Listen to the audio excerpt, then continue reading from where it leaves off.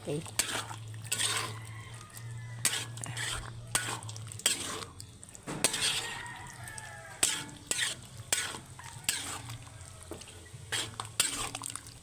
Ayan po, malapit na po siya maluto.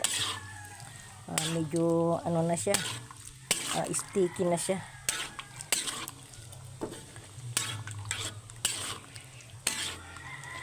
Bloody Mary. Wala kasing tagahawak ng camera, so ayun. Kinuha ko pa ito dun sa taas kay nagla-live ako. Nandito po ako sa sa aking dirty kitchen. Nagluto. Dalawang na kasi uwi kami ngayon April.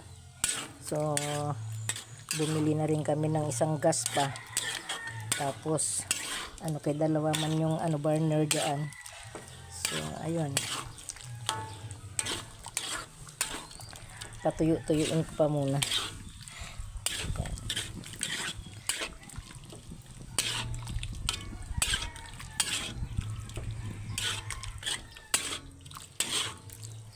Hindi ko linakasan yung apoy para hindi siya hindi siya mabigla.